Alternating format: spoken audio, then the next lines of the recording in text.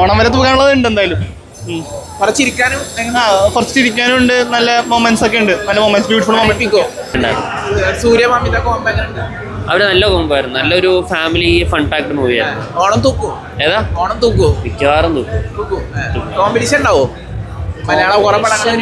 നമ്മുടെ തമിഴ് ഇപ്പൊ DC ഉണ്ടല്ലോ, പക്ഷെ ഇത് വേറെ തന്നെ ജോണറിലുള്ള മൂവിയാ, ജോണർ തന്നെ വ്യത്യാസം, അപ്പൊ കൊണ്ട് കുഴപ്പമുണ്ടാവില്ല.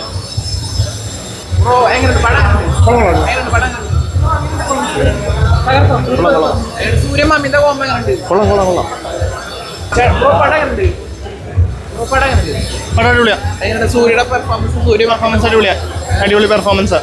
ഓണം തൂക്കോ? ഓണം തൂക്കാനുള്ളതുണ്ട്, ഓണം വരെ തൂക്കാനുള്ളതുണ്ട് എന്തായാലും. കുറച്ച് ചിരിക്കാനും ഉണ്ട്, നല്ല മൊമെന്റ്സ് ഒക്കെ ഉണ്ട്, നല്ല മൊമെന്റ്സ്, ബ്യൂട്ടിഫുൾ മൊമെന്റ്സ്. കരയിപ്പിക്കുന്ന വെച്ചാൽ നമ്മുടെ ഉള്ളിൽ ഒരു തോന്നലുണ്ടാവും കരയിക്കാൻ, നല്ല മൊമെന്റ്സ് ഒക്കെയാണ്. രണ്ടുപേരും പെർഫോമൻസ് അടിപൊളിയാണ്, ഒരു എന്താ ഒരു ഫീൽ ഗുഡ്, ഒരു ബ്യൂട്ടിഫുൾ പടം.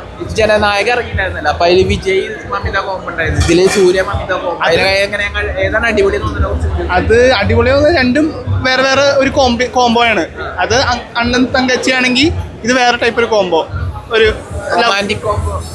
ഒരു റോം കോംബോ പോലെ, എന്നാ ഒരു ഏജ് ഗ്യാപ്പ് കോംബോ പോലെ. അടിപൊളി പടം, നല്ല പടമായിരുന്നു. ഫൺ പരിപാടിയാണ്, ഫൺ ഫീൽ ഗുഡാണ്. ഫണ്ണും ഫീൽ ഗുഡ്, നല്ല എന്റർടൈൻമെന്റ് ആയിരുന്നു, സൂപ്പർ. മമിത സൂര്യ കോംബോ?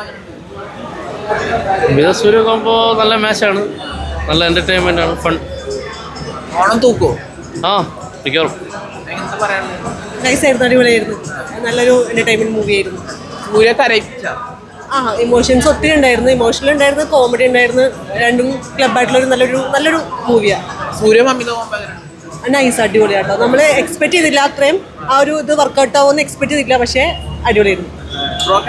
നല്ല ഫിലിമാണ്, സൂപ്പർ ഫീൽ ഗുഡ് മൂവിയാണ്. സൂര്യ മമിത കോംബോ അടിപൊളിയായിരുന്നു. ഓണം തൂക്കോ? തൂക്കും. കപ്പ് സൂര്യക്കുള്ള? ഓക്കെ.